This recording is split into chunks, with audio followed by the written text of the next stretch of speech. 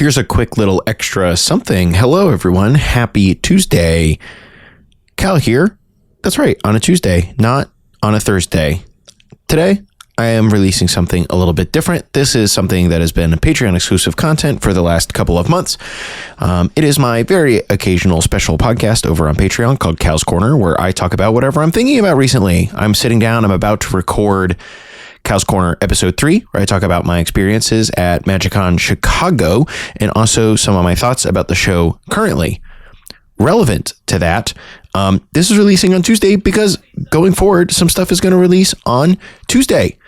I am going to, at least for a bit, we'll see how I feel about it, experiment with releasing the news and all that on Thursday, and then the interview section, what would normally be the second half of the show, I'm just going to start releasing interviews on Tuesday. So news and all the good fun with my good fun co-hosts on Thursday, like is normal. And then putting out what would normally be the interview segment, but just interviews out on Tuesday. And we'll see how that goes. Anyways, hope you enjoy this episode of Cal's Corner. If you want to listen to more Cal's Corner, I'm making more and more of it, and all the other cool stuff that I'm making, in addition to the Herald's Horn, check out the Patreon. You can listen to it there. I personally like all the extra silly stuff I'm doing with the guests. You can see all the cut content from the show, us having fun. Anyways, here's Cal's Corner, episode 2.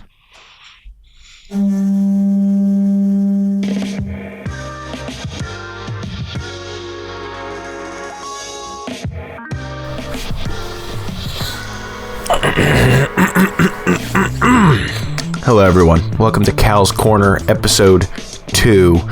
Very overdue, in my opinion. I apologize for those of you who haven't heard it, because there's only been one episode so far.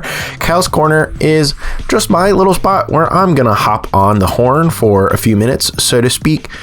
Just talk about whatever is on my mind. I have no notes. I am staring at Adobe Audition waveforms running right in front of my face. I've got this little background music playing that I like. So yeah, this is what it's gonna be. So I plugged this a little bit on the latest bonus episode of the show that went live today. I'm making this Thursday morning, December 5th.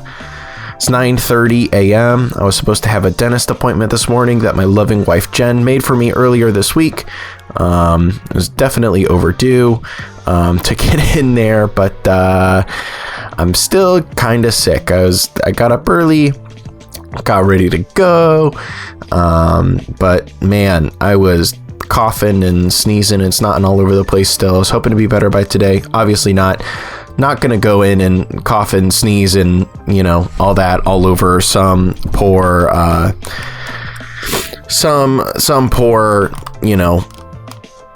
I have forgotten the name of the medical professional that would be cleaning my teeth.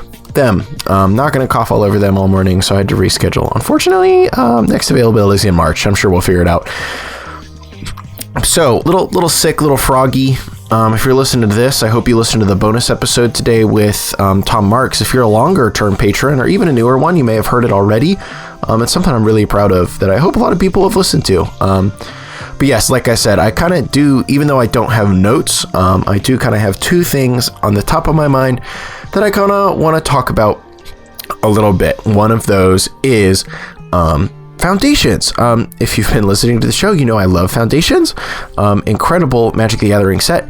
I have a couple thoughts about it that are just kind of real quick about the marketing of the set and how I think the set is, in my uninformed opinion. I think I'll couch this with, all of this is my uninformed opinion that has been, not entirely uninformed opinion, but an opinion that is based upon the limited observations that I have made as a individual person who can only see obviously a subsection of what's going on in their marketing plan, blah, blah, blah, blah, blah. But from what I've seen, from how it seems that Wizards of the Coast decided to allocate their resources toward this set, I want to say that this set is greatly exceeding kind of their expectations, what they thought this set could do, what they expected from this set. Because I mean, let's just take a very first level, the highest level look possible. What is more or less the most consistent marketing tool that Wizards of the Coast utilizes to appeal to invested players now? Not a broad audience of people that, you know, the average casual player who does not even think about Magic the Gathering, treats it more as a board game. We talk about that kind of audience a lot on the podcast. What is the lowest common denominator marketing tool that Wizards of the Coast uses to appeal to its low-level invested audience, invested enough to consistently or even just occasionally consume content about the game? That is the Command Zone or game nights. Their keynote show, game nights.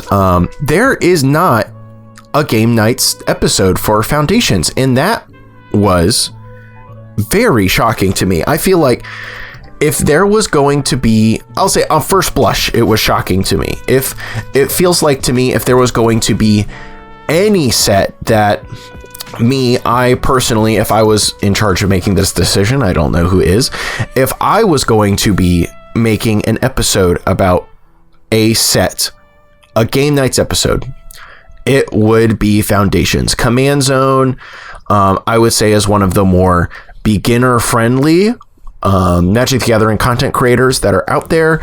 They make a lot of like entry-level Commander content, a lot of upgrade this precon, a lot of budget upgrades, a lot of what are, you know, kind of discussions that Magic players who have been around for a long time maybe don't have anymore, but it's like, what are the best 3-mana rocks? You know, I'm looking at their latest episodes right now. You know how to play blue with Josh Lee Kwai. You know, these are interesting topics, but a lot of these topics I would say are more geared towards a newer player. And though I would think, you know, I know a lot of the people who work at the Command Zone. I know that they would call game nights a gameplay show that is kind of for people of all investment levels, but me personally, like I said, this is all more drawn from my personal experience. I personally do not know many long-term super invested Magic the Gathering players who find an appeal in just the game night product as is currently put together, unless, you know, they are drawn to a specific personality. I myself have been watching the product more as of late. I don't want to just call it a product, you know what I mean, but I myself have been watching game nights more as of late because I enjoy the work that my friends there are doing, and now that I've been getting more and more invested into thinking about how content is put together, how to assemble videos, storytelling through gameplay, etc. Interesting interview with one Josh Murphy on a couple episodes back of the podcast. Check that out. Blah blah blah blah blah. The more I'm interested in it, and I've started watching that from that kind of perspective, but the gameplay itself does not really appeal to me that much. It is very much a, wow, look at these big awesome plays, we're having a lot of fun together, wow, which, like, that's just not what appeals to me personally, and I know a lot of more super invested Magic players, it's not for them. So if we can make the basal assumption that game nights is a product that is, I would say, most appealing to less invested but still very into like Commander, newer players, more casual players, it seems to me that this would literally be the perfect product to be putting onto a game nights video that would be watched 4, 5, 6, 7, 800,000 times. Plus, you know, if we take a quick look, I mean, it's only 4 months old, which in the grand scheme of things is not that long. The Bloomborough episode, granted, it had a very popular streamer in it with Dr. Lupo and the, you know, very popular Magic the Gathering personality, Olivia, not to mention, obviously, Josh and Jimmy are on that episode as always. You know, it has 930,000 views. That is, as far as Magic the Gathering gameplay goes, that's about as good as it gets, right? Especially in a 4-month time span. I would love to have that many eyes on my product that is ostensibly aimed at being a foundation for standard play for months to come. Sorry, not months to come, years to come. And incidentally, I think this set just by the virtue of its cards. Granted, they're weaker, blah, blah, blah, blah, blah. You can say that if you want to. They may be weaker cards, but these cards, I think, because they will be so readily available, because these packs will be so available for so long, I think Foundations is also incidentally going to be a foundation for the Commander format moving forward, because these cards will be so readily available. I assume a lot of these cards will end up being relatively cheap, hopefully. Anyways, these are the cards that a newer Commander player will be easily pointed towards when they say, oh, what random singles or what packs should I open if I would like to get access to new cards that might fit into my Commander deck? The answer very well may be Foundations. And I think that as a result, that advertising campaign, if you did decide to go with something like the Command Zone, making a Game Nights episode, heck, as far as I'm aware, like, I'm used to seeing the Spike Feeders. The Spike Feeders are another channel that I consume a lot of when I don't watch very much other gameplay content. The Spike Feeders usually have a ton of pre-con games on their channel that you can watch. They do like a whole full court press on every pre-con for like 2 weeks or so. As far as I'm aware, they weren't even given like decks early to make the content with, like they normally would. And this is where I'm exposing myself a little bit. As far as I'm aware, there was no specifically sponsored, Commander at Home episode for Foundations. There was no,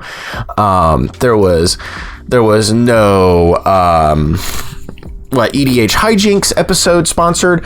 So, and what it seemed like they did instead was try to go for a social media push. And when they were choosing to market to an investment audience, it looked like they very specifically took a new direction of doing social media pushes through set specific ambassadors. A lot of people were given the title and charge of Foundations ambassador, and those people spent a lot of time, I think, making fairly good content. I don't think I saw anything that like wowed my socks off. I think a good bit of it were some good ideas of sharing stories with their time in Magic and all that kind of stuff. I don't really know that I personally saw anyone that kind of took it to the next level. But there was a lot of people who were, I would assume, paid money or given some kind of compensation by Wizards of the Coast to boost Foundations by sharing a lot of stories of how they got into Magic the Gathering and how Foundations appeals to them through that. And before I get into what I think about like these strategies and how I'm going to talk about why I think Wizards decided to do this. Wizards, all the rest of their marketing for the set seemed fairly normal to me, except that I think I've seen like a lot of, usually when I get served ads about Magic the Gathering, it's literally only on Instagram. I don't see generic Magic the Gathering ads on my YouTube or my, Twitter. Obviously not on Blue Sky. There's no ads there. But I don't really get served ads for Magic the Gathering on anything except for Instagram. But for whatever reason, for Foundations, I saw absolutely zero of them. And a lot of the ads that I do see on Instagram do seem very much aimed at me as like a more invested audience. It's kind of like, oh, here's this cool card that can make a combo or whatever, or Secret Lair. I get Secret Lair ads on Instagram, or I get some kind of event ad on Instagram. I don't get like, go and buy this product, this new product at the Walmart ads that I have seen other people get. It seems to me that there was basically no invested player ad push either in that way. Like, I did not see a single social media ad for Foundations outside of, like I just said, those ambassador pushes. And here's why I think this is, and here's why I said up top, I think that Wizards of the Coast very well may have been shocked and surprised by Foundations' success. And I am assuming that Foundations is very successful. I have seen rumblings of retailers say that they literally can't keep it in stock. Not retailers, local game stores. I'm sure retailers have no problem keeping it in stock. Local game stores literally can't keep it in stock. They're on their fourth reorder, which isn't something they've done on a premier set in 6 months since Lord of the Rings, whatever. why do I think that Wizards of the Coast did not invest as much in this as they could, especially toward a more invested audience? So Carmen Kloperens, and other people from the game design circles, when talking about the Foundations product, have been very specific to say that Foundations is not like a set for Magic beginners. It's not a simple set. It's not a beginner's set. But what they have said is it is very much aimed at elegance. It is very much aimed at maybe helping bring some people back into the fold. It is... Cartman used the term, I believe, like they didn't want to make watered down Magic cards, but they wanted to make cards that feel like real Magic to people. That I'm certainly putting words in Carmen's mouth. I haven't listened to that interview for a week now, and my memory is spotty at best, much less when I'm sick. And I think game design, with how hard game design and the people on internal teams pushed this set, I think they had a really good idea of how successful this set could be. I think more from a business minded, whoever's making the business decisions in some corners of Wizards of the Coast did not quite get what they had on their hands. And why is that? Well, the core set for a very long time, I imagine, has been something inside of Wizards of the Coast that is a little bit of puts the kind of the two logical halves of the company at loggerheads, like design and design, development, Studio X, whatever, R&D. I believe for a long time has recognized these kind of sets as more of a, I don't want to say a necessary evil, but they are lower powered. They are usually lower complexity. They very often, are very reprint focused. They'll have some amount of new cards, but those new cards are not exactly the most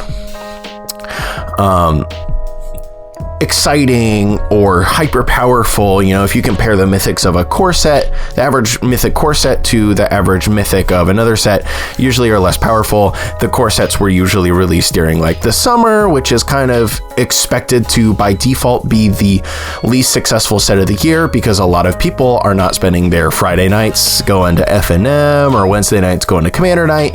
They're going, they are having cookouts and they're going to the park and all that kind of stuff. I am an extremely invested Magic player, and I by far play the least Magic during the summer when all of my friends who don't play Magic the Gathering want to do other things, right?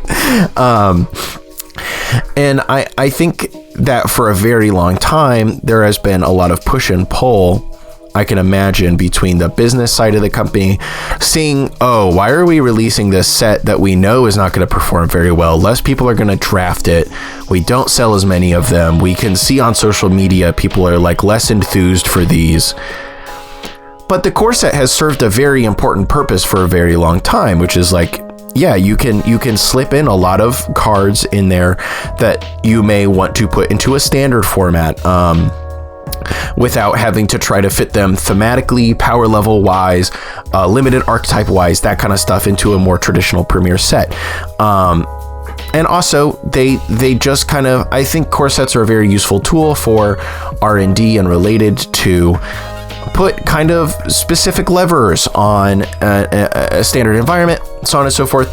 But like I said, that's not the most like sexy thing, especially to more invested players. A lot of more invested players see a core set and they're like, oh cool, oh neat, how exciting, love that.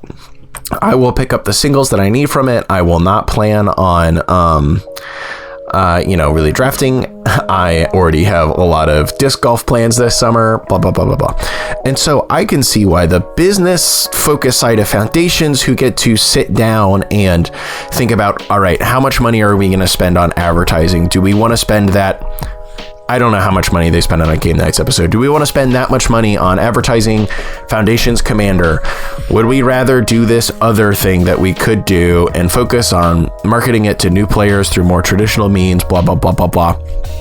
Because we anticipate that this set will be less commercially successful immediately than an average core set, and where the performance of this set will come is from the long tail of this set being standard, legal, and available on store shelves for 5+ years, right? I think that's the huge business consideration with this set, is that it does not exactly have to sell now. There's a lot of pressure on the average Magic set to sell a lot and sell right now. Why? Because there was a lot of effort put into it. There was a lot of money invested into designing that thing, but that investment needs to pay off largely within, basically a time span of 3 months, because yes, they'll continue printing it past that time to a certain extent. It'll still be on store shelves. Wholesalers will still order it until they stop printing it. Eventually the Magic the Gathering product will sell regardless of past that amount of time. But Wizards needs that investment to pay off as much as possible before they move on to the next thing, which used to be a 3-month window. Now it's more like a 2-week window, right? Before high level attention of that product shifts among an invested audience. Obviously, only so much of the money comes from the invested audience. The more casual audience is investing, incidentally, a lot of the money that Wizards of the Coast ends up making through sales on Amazon, Walmart, big retailers, anywhere where someone can make a really easy impulse purchase of a Magic the Gathering pack, regardless of how invested they are in the game. But there is a very limited window. A lot of Magic the Gathering sets for mass appeal that will make Wizards of the Coast a lot of money has a very limited window in which to operate. Foundations is the first exception to that rule in an extremely long time, and it is the first core set in a very long time that will not be held down by that designation. So I think that kind of, if we want to look at why Wizards of the Coast has shifted for specifically Foundations, it seems they invested a lot less into the marketing of this set. A lot of the marketing that I saw was specifically from those content creators who were chosen and Studio X employees working their ass off to shout loudly about how awesome this set is. There wasn't anything else. There wasn't gameplay episodes. There wasn't, there was a lot of investment, I would say, at like the MagicCon Vegas level. They talked about the set a lot, what they were trying to accomplish with it. There was some daily MTG streams about it, but I don't think anything more than normal. And now even I'm seeing, Carmen is really working it out there, and so are the other Studio X members even now. Carmen came on this podcast, took time out of her day to come on my podcast, which is not the greatest one in the world. She, I believe, is also going on Shivam's podcast, all that kind of stuff, because this set has a lot in it that deserves to be loved. That's why I've been yelling about it. I don't mean to stump for Wizards of the Coast or whatever, but when they make a set that is this cool, I think it deserves to be talked about a lot. And so I was thinking about why the marketing was different. I hope that was cohesive at all. I hope you got any value out of that whatsoever. Top level, big idea. It was very obvious Wizards of the Coast had different business ideas approaching this set, so much so that they decided to forego even their usual biggest keystone advertisement, a Game Nights episode. Why? It's a core set. Core sets don't make money. Core sets are quote unquote boring. Core sets have never been quote unquote that successful. Why is this core set going to be so different? Even if it is so different, it has a really long tail on it that I'm sure will make us our money back. I don't think we have to worry about it. We don't need to put in the upfront money. Were they wrong? I don't think they were. I think at the end of the day, they didn't. It's one of those unique situations where a product is so good that I don't think you actually do have to market it. People will figure it out on its own. But I think it was still a very big missed opportunity. I would say that Foundations only would have been, Foundations is already very successful. I think Foundations only could have been more successful if they had taken a little bit of more time, effort, and done some of the more traditional advertisements and all that kind of stuff with it that they normally would have. All right, that's all I have to say about that. Did you find that interesting? Literally, please comment on the Patreon thing. Let me know what you thought about that. Thank you. The second half of the show, it's not even going to be the second half. It's just a couple little thoughts. 1 whole year of the Herald Tour. It's coming up. I believe around next Thursday will be more or less the, at least by week, anniversary of the release of episode 0, my impatient pilot episode for the podcast that I came out with, despite having said that the podcast would first release on in early January. Isn't that a classic? I'm not patient enough for any of that kind of stuff. It's been a heck of a ride. I think when I started doing the podcast, I concluded in my mind that I would try to make it like 6 months, and the deal past that would be if I was still having fun, I would keep doing it. Obviously, I was still having fun, so I've kept doing it, and I'm still having fun now. The fun is different. Toward the beginning, the fun was figuring out how to make a podcast, figuring out how I want to advertise a podcast. What kind of segments do I want to do? What kind of guests do I want to have on the show? What kind of consistent rapport am I going to try to develop with my co-hosts? Are we going to bring on more co-hosts? A lot of that early ideation was fun. And then past that level, there was fun with figuring out how to audio edit a podcast. What kind of EQing even do I want to do on the voices? What kind of overall sonic sound did I want the podcast to have? How much did I want to ham it up with sound effects? How much effort did I want to put in week to week? And then, now we're kind of in like the combination third and fourth level. Third level of fun was like, man, I enjoy showing up every Tuesday at 4 p.m. Eastern and chatting with my friends. We do spend a little bit of time, especially Dan and Emma are dang busy. I appreciate them taking time out of their busy Tuesdays every week to chat with me. But we do find some time to chat, past just the co-host notebook about how we're doing, what we're enjoying, what we're doing with Magic, what we're doing in our personal life. And there's been more than one time where, one of the two of them has to hop off, and